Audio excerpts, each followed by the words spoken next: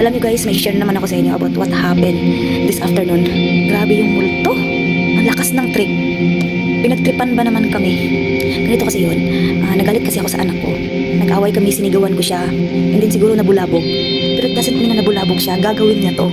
Pero bago ko pa ipakita sa inyo kung anong ginawa niya, gusto ko manang i-share sa inyo kung anong ginawa niya nung nakaraang linggo pa talaga. Alam ko na hindi lang kami ang nag-iisa dito sa bahay. At alam ko na may mga kasama kaming hindi namin nakikita. Pero nasanay na kami ng anak ko. But recently lang parang nag-worst siya. Sobra na siyang papansin. Kung dati binato niya ako ng pipe, ngayon ang dami niyang kababalaghan na ginawa. So story time muna tayo. Nung nakaraan kasi, nung Sabado, nung wala ako dito, nasa Batangas ako. Tapos yung amo ko may lakad din. Siya lang mag-isa dito. Kumbaga siguro mga alas 2 o alas 3 din ng hapon, natulog siya. I mean, hindi pa naman siya masyadong nakakatulog kasi kakatapos lang ng laro niya. Kumbaga kakaidlip niya lang. Tapos hindi naman niya nilalak yung pinto kasi nga minsan nahirap yan ilak. Tapos yung pinaka main talaga na lock, hindi rin yan nalalak, hindi din yan napupush kasi sira na nga yan.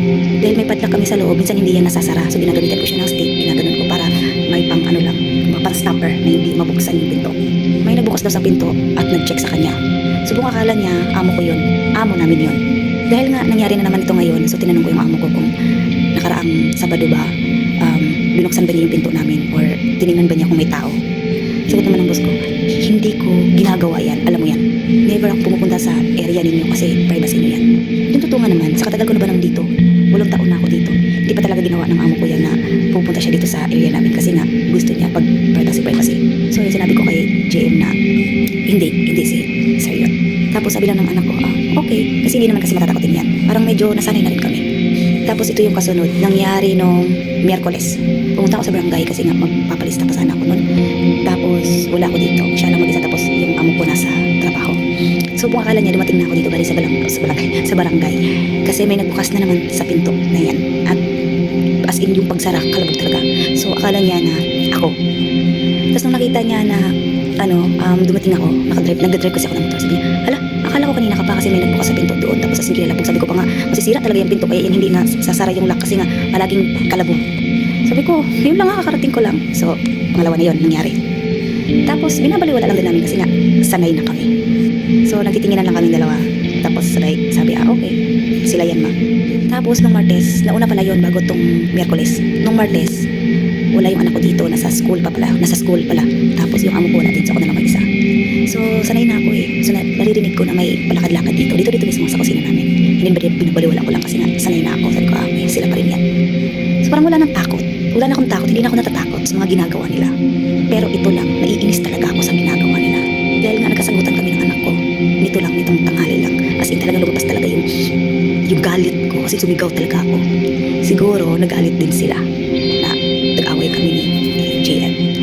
And then yung ginawa niya, ito, papakita ko sa inyo. Tingnan niyo kung anong ginagawa niya. Ito. Talaga to trip pumunto sa amin. As in, nilak niya talaga to. Ginano niya talaga to dito sa loob. Tingnan mo.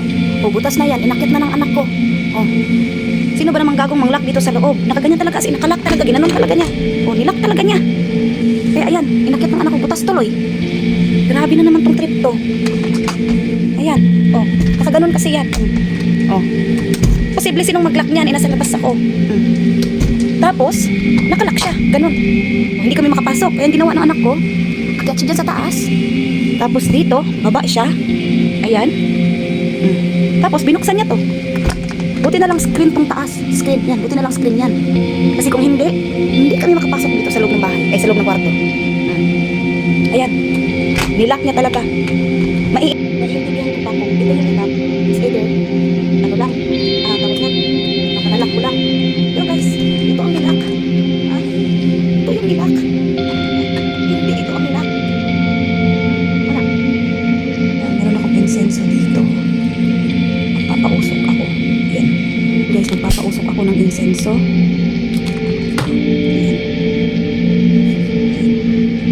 Papausok ako dito. Papausok. Kasi sumusobra na to eh. Sumusobra na talaga to. Papausok yun dyan.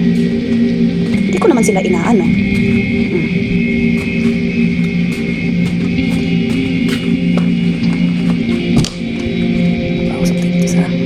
Tignan mo, pinatay niya. Pangalawa na to guys kasi pagpasok ko dito sa kwarto, pinatay niya. Pasok tayo dito sa kwarto. Dito banda sa bed ko. Ayan.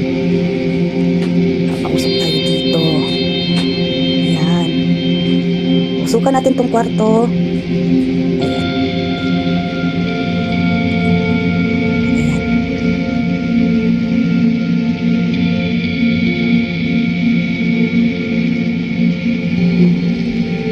Actually, hindi ito namamatay. Ngayon, pilit niyang patayin yung apoy.